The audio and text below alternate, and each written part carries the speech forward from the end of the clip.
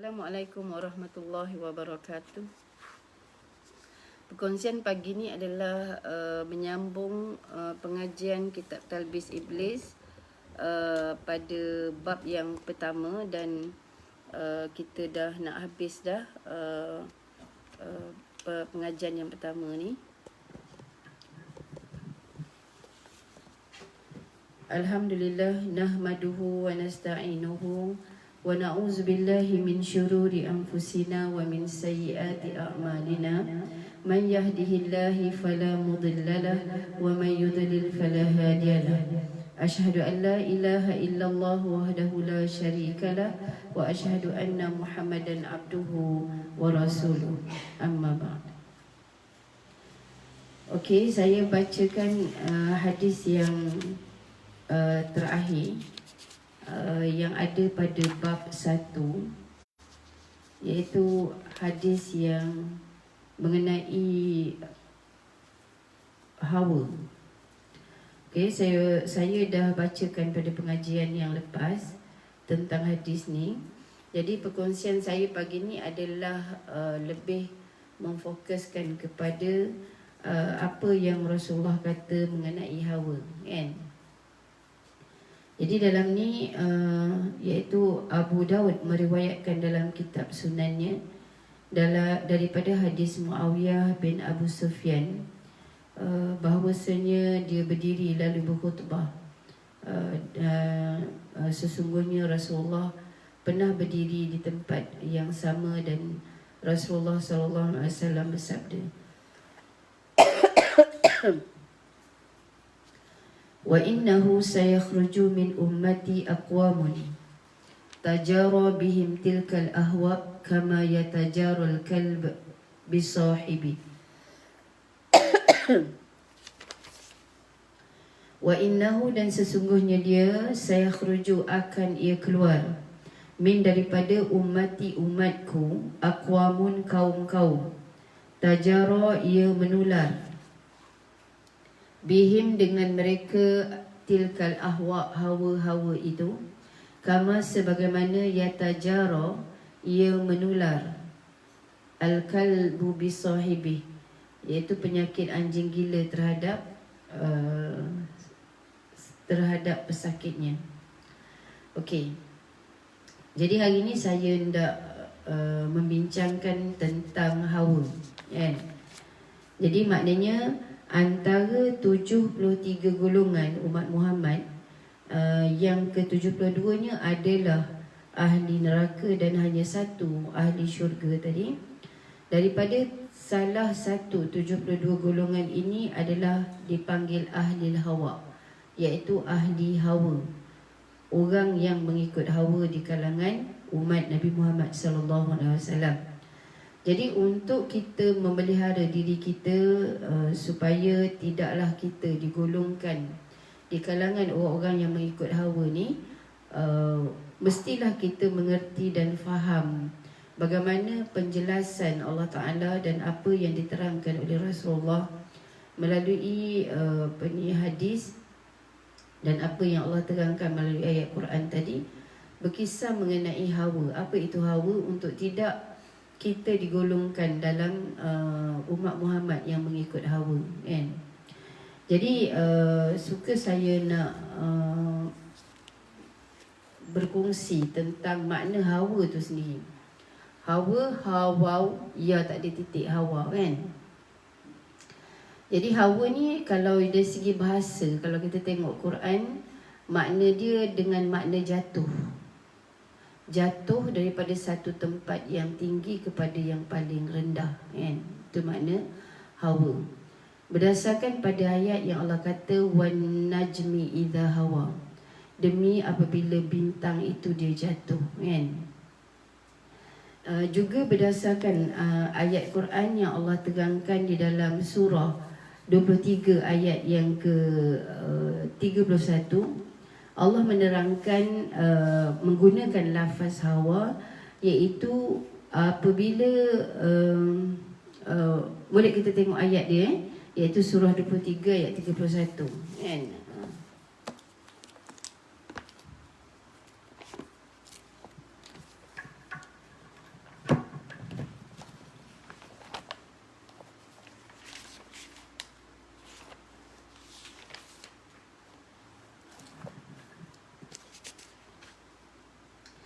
Jadi dalam surah 23 ayat 31 ni Allah kata,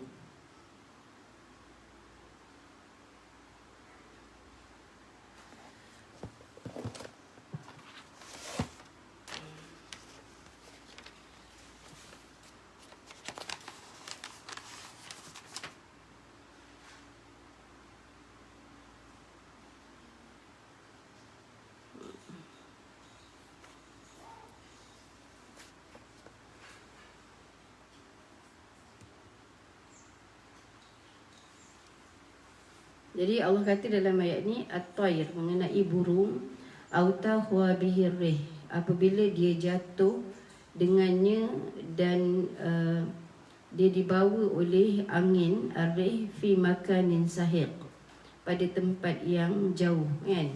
Jadi lafaz hawa tu sendiri adalah dengan makna jatuh daripada satu tempat yang tinggi kepada satu tempat yang lebih rendah. Itu makna hawa, kan. Jadi orang yang mengikut hawa adalah orang yang menjatuhkan diri mereka dari satu martabat yang paling tinggi sehingga yang paling hina, kan. Sebagaimana yang Allah Ta'ala terangkan dalam surah At-Tin, kan. Bagaimana Allah Ta'ala ciptakan manusia sebaik-baik penciptaan tadi, thumma radadnahu, kan. Kemudian Allah Ta'ala mengembalikan dia kepada asfala safilin, serendah-rendah tempat, kan, sehina-hina tempat, kan. Jadi sebab tu Al-Quran diturunkan oleh Allah kepada kita untuk memastikan martabat tinggi yang Allah Ta'ala letakkan kita tadi, yang tidak menyebabkan kita dikembalikan kepada Allah SWT setelah kita mati tadi dalam keadaan yang hina. Jadi Al-Quran tadi mengajar dan mendidik kita untuk kita sustain, iaitu kepada martabat yang mulia yang telah Allah Ta'ala ciptakan kita. Jadi sebab tu Rasulullah menerangkan dalam hadis, kata Rasulullah, la yu'minu ahadukum hatta yakuna hawa taba'an lima ji'tu bih. Tidak ia akan beriman oleh seseorang di antara kita sehinggalah kita dapat memandu atau dapat menchannelkan atau dapat menghalakan kita punya hawa tadi kepada apa yang diperintahkan oleh Allah SWT. Jadi atau dalam erti kata lain, hawa juga kita boleh panggil dia as maknanya vain desires, maknanya kehendak-kehendak yang menjatuhkan manusia daripada tempat letak dia yang paling tinggi kepada yang paling hina dan paling rendah, kan. Okey, jadi itu yang kita nak bincangkan mengenai hawa, kan. Jadi sifat-sifat orang yang mengikut hawa adalah orang yang berpaling daripada apa yang Allah Ta'ala tetapkan melalui wahyu dia, kan. Iaitu Allah terangkan dalam surah 45 daripada ayat 7 hingga ayat yang ke-9. Allah kata, wailul likulli affakin athim yasma'u ayatillahi tutsla alaihi thumma yusiru mustakbiran ka'an lam yasma'ha fabashirhu bi'adzabin alim. Itu antara orang-orang yang mengikut hawa, macam mana sifat dia. Jadi Allah kata wailun likulli affak, maknanya neraka welah atau celakalah bagi orang-orang yang bersangatan berdusta dan bersangatan berdosa. Apa sifat dia? Yasma'u ayatillah, dia mendengar ayat-ayat Allah dibacakan, tutsla alaihi thumma yusiru mustakbiran, kemudian dia berdegil, dia tak nak ikut, kan? Dia berdegil, dia tak nak ikut dalam keadaan mustakbiran, dalam keadaan yang sombong, ka'alam yasma'ha, seolah-olah dia tidak mendengar ayat-ayat yang dibacakan. fabashirhu bi'adzabin alim, maka gembirakanlah oleh engkau akan dia dengan azab yang amat pedih. Allah kata kan. Jadi sifat orang yang mengikut hawa adalah orang yang apabila dibacakan ayat-ayat Allah Ta'ala tadi, dia berdegil dan sombong untuk tidak melaksanakan, seolah-olah dia tidak mendengar kan. Jadi ini adalah sifat orang-orang yang mengikut hawa. Sifat mereka lagi Allah terangkan di dalam ayat yang ke-9 pada surah yang sama, iaitu surah yang ke-45. Wa idza alima min ayatina, kalau dia tahu sesuatu daripada ayat-ayat Allah SWT, ittakhadhaha huzwa, mereka akan jadikan ayat-ayat Allah itu sebagai ejek-ejekan, yang dipermain-mainkan, yang diuluk-ulukkan. Ulaika azabun muhin, mereka itulah di dalam azab yang paling menghinakan. Jadi sebab tu dalam Quran, dalam surah yang sama juga, Allah terangkan dalam ayat yang 23, Allah kata afara'aita man ittakhaza ilahahu hawa. Maknanya Allah suruh kita perhatikan sama ada pada diri kita ataupun pada orang lain, untuk kita mengelakkan diri kita digolongkan di kalangan orang-orang yang mempertuhankan hawa kan. Iaitu dia mempertuhankan kehendak diri dia, apa yang vain desires, iaitu kehendak dia yang menjatuhkan dia tadi, dia turuti kan.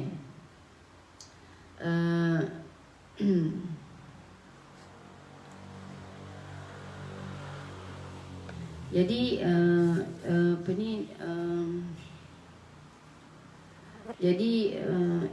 itu antara sifat orang yang mengikut hawa. Maknanya ayat-ayat Quran yang dibacakan tadi, dia berdegil dan sombong, tak mahu melaksanakan apa yang diperintahkan oleh Allah SWT. Sebab sifat orang-orang yang tak mengikut hawa ataupun orang-orang yang beriman, Allah kata alladzina atainahumul kitab yatlunahu haqqa tilawati ulaika yu'minuna bih. Orang yang Allah datangkan kitab, mereka akan baca kitab itu dengan sebenar-benar bacaan. Mereka itulah orang yang beriman dengan kitab yang diturunkan oleh Allah SWT. Jadi membaca dengan sebenar-benar bacaan tadi, dia baca, dia faham dan dibawa bacaan dan kepahaman tadi dalam realiti kehidupan dia, dilaksanakan dalam kehidupan dia.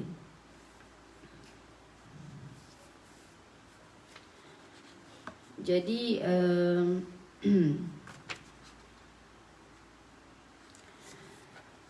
jadi itu adalah tentang hawa. Dan mengikut hawa juga ialah orang yang dia mengikut logik dia kan. Dia mengikut logik dia, mengikut pandangan dia, yang dia rasa pandangan dan logik dia tadi adalah yang betul, berbanding dengan Al-Quran dan hadis yang diturunkan oleh Allah SWT. Jadi orang yang mengikut hawa tadi adalah dia mengikut bagaimana kisah anak Nabi Nuh AS, yang mana dia tadi mengikut pandangan-pandangan dia kan. Iaitu dia mengikut hawa tadi sehingga menjatuhkan anak Nabi Nuh AS tadi daripada tempat yang tinggi martabat dia kepada yang paling hina kan. Ini diterangkan oleh Allah dalam surah 38 ayat yang ke-74. Kata surah 38 ayat yang ke-74.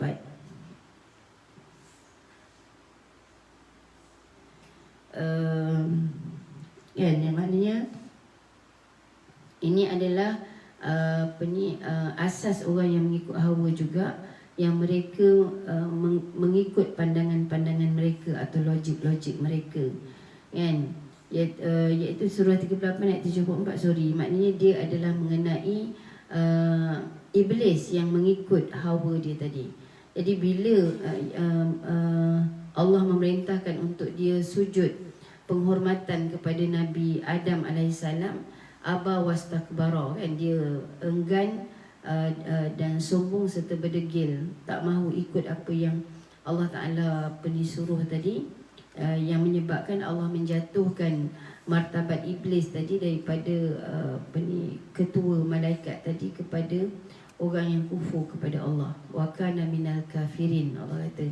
Dan iblis tadi di kalangan orang-orang yang kufur, sebab maknanya dia meletakkan, bila Allah Ta'ala memerintahkan untuk sujud tahiyah kepada Nabi Adam alaihissalam, yang Allah Ta'ala mengangkat Adam alaihissalam tadi lebih tinggi daripada malaikat dengan ilmu yang Allah Ta'ala ajar kepada Adam. Jadi keengganan iblis untuk menerima ketinggian yang Allah beri kepada Adam alaihissalam tadi, sehingga iblis tadi enggan, aba wastakbara, dia enggan dan sombong untuk tidak ikut apa yang diperintahkan oleh Allah. Sebab kata iblis dalam surah 38 ayat yang ke-74 dan 76, qala ana khairum min khalaqtani min nar wa khalaqtahu min tin, iaitu sesungguhnya Allah menjadikan iblis tadi daripada api, dan Allah Ta'ala menciptakan Adam alaihissalam tadi hanya daripada tanah yang lemah, kan. Jadi keadaan logik iblis tadi yang menyebabkan dia tadi tidak mengikut apa yang Allah, tidak mahu untuk patuh kepada apa yang diperintahkan oleh Allah SWT, menyebabkan menjatuhkan martabat dia daripada tempat yang tinggi kepada yang paling hina, kan. Jadi ini juga yang ditunjukkan dalam Quran, dalam surah 11 ayat 42 dan juga 42 hingga 49, tentang kisah yang berlaku kepada anak Nabi Nuh alaihissalam. Dia juga adalah yang mengikut hawa, kan, iaitu dalam surah 11 ayat yang ke-42, kan. Surah 11 ayat yang ke-42.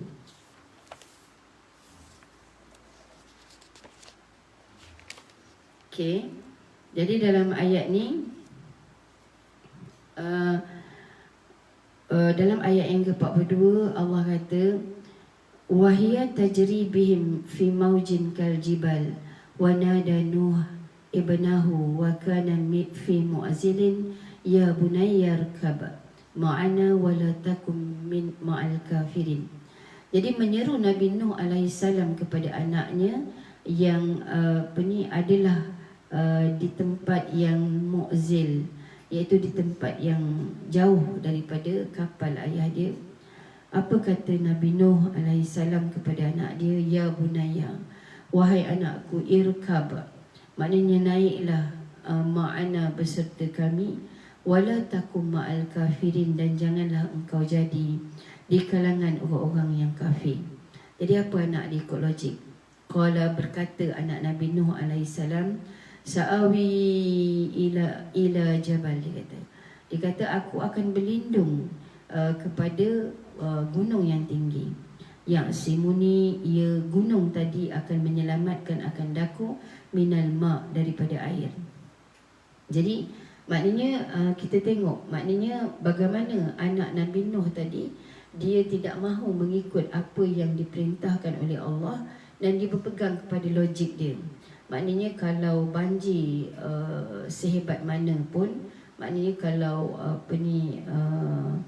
maknanya tinggi mana banjir itu sekalipun, maknanya dia boleh pergi ke gunung yang lebih tinggi dari itu untuk menyelamatkan dia. Itu makna logik tadi. Maknanya dia mengikut logik akal dia tadi. Maknanya kalau banjir datang, dia boleh pergi tempat yang tinggi untuk berlindung, kan. Tapi apa ayah dia kata, la asimal yaum min amrillah, tak ada sesiapa yang akan selamat daripada azab Allah, illa marrahim, melainkan orang yang Allah rahmati, Allah kata, kan.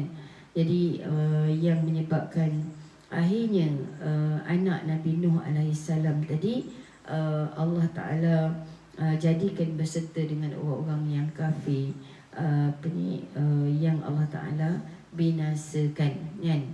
Jadi kesan daripada dia mengikut hawa, kan. Jadi salah satu hawa tadi adalah maknanya mengikut logik, kan. Dia mengikut pandangan dia tadi, kan. Dia tak mahu mengikut perintah yang diperintahkan oleh Allah Subhanahu Wa Taala. Jadi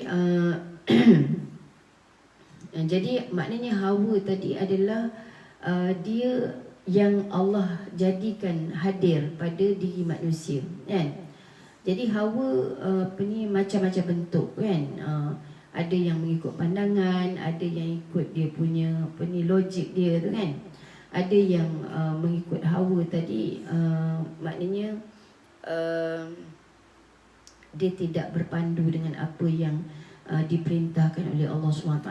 Dia berdegil dengan apa yang Allah suruh, kan, untuk mereka lakukan, kan. Ini semua adalah yang termasuk dalam hawa, kan.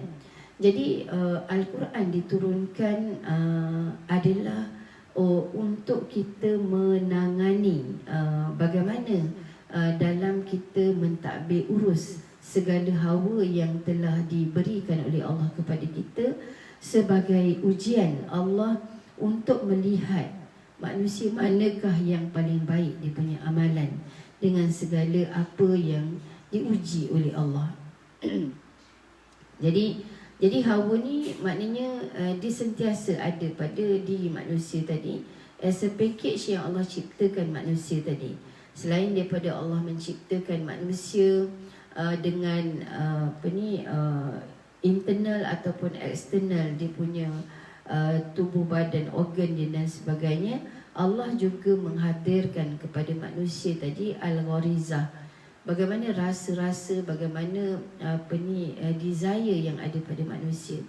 Yang semua desire ini mereka wajib berpandu kepada apa yang diperintahkan oleh Allah SWT.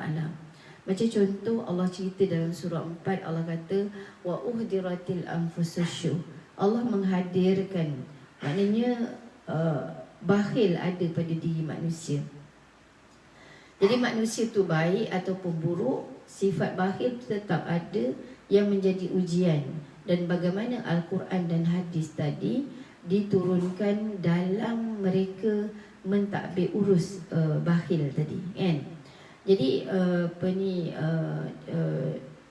jadi contoh, kan, yang ditunjukkan oleh Allah dalam surah 59, bagaimana Rasulullah apabila didatangi tetamu daripada Mekah, iaitu orang Muhajirin, Rasulullah offer pada para sahabat untuk siapa yang nak meraihkan tetamu dia, kan.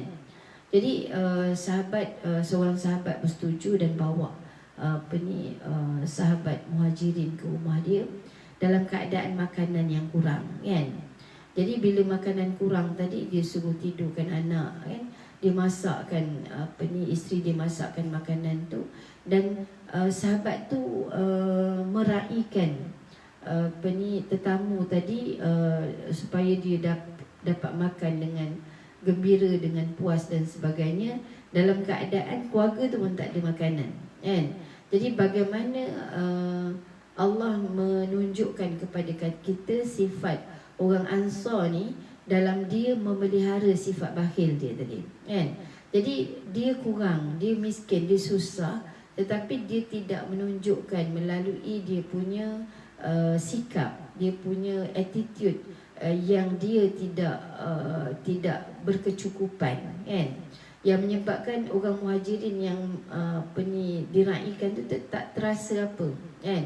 Kerana sahabat Ansar tadi berjaya, maknanya dia menyimpan atau menyembunyikan dia punya rasa lokek tadi, kan. Jadi sebab tu Allah kata dalam ayat tu wa may yuqashuha nafsih, maknanya orang yang dipelihara kebakhilan diri dia tadi, itu adalah orang-orang yang berjaya di sisi Allah Subhanahu Wa Taala. Jadi maknanya hawa dia boleh ikut hawa, tapi dia pelihara dia pelihara sifat bakhil tadi jangan sampai nampak melalui perkataan, reaksi mahupun perbuatan dia tadi, kan. Jadi maknanya segala yang dihadirkan oleh Allah kepada kita melalui apa saja bentuk maknanya desire yang buruk tadi. Maknanya Quran mengajar kita bagaimana untuk kita menchannelkan, bagaimana untuk kita memelihara sifat itu daripada terkeluar, kan? Daripada nampak melalui kita punya sikap, kan? Jadi sebab tu maknanya kalau orang tu baik mana pun, dia tetap ada sifat bakhil tadi, yang dia tidak boleh mengikut hawa tadi, yang kalau dia ikut maknanya dia tidak pelihara sifat tu, maknanya dia tidak sembunyikan sifat yang buruk tadi, sedangkan pada masa tu dia diuji untuk bersedekah, kan, menderma dan sebagainya. Jadi kalau dia tak dapat pelihara, maknanya dia tunjukkan melalui sikap dia, itu maknanya dia mengikut hawa, kan? Jadi kalau sifat tu ada tapi dia tutup dengan sifat dermawan dia dan sebagainya, itu orang yang memelihara sifat bakhil dia tadi, yang Allah kata dia adalah orang yang berjaya, kan? Jadi maknanya sebab tu kata Rasulullah, la yu'minu ahadukum hatta yakuna hawa taba'an lima ji'tu bi. Kita tak akan beriman sampai kita memandu kita punya hawa tadi pada apa yang diperintahkan oleh Allah SWT, kan? Jadi maknanya Al-Quran dah mengajar metod macam mana untuk kita tidak mengikut hawa tadi pada semua aspek hidup kita, kan? Jadi itu saja yang saya nak bincang dari segi akan ada kaum di kalangan umat Muhammad yang mereka tadi hidup mengikut hawa, mempertuhankan hawa, dan menyebabkan mereka dikategorikan oleh Rasulullah di kalangan 72 golongan yang menjadi ahli neraka, kan? Na'udzubillah. Jadi itu saja. Assalamualaikum warahmatullahi wabarakatuh.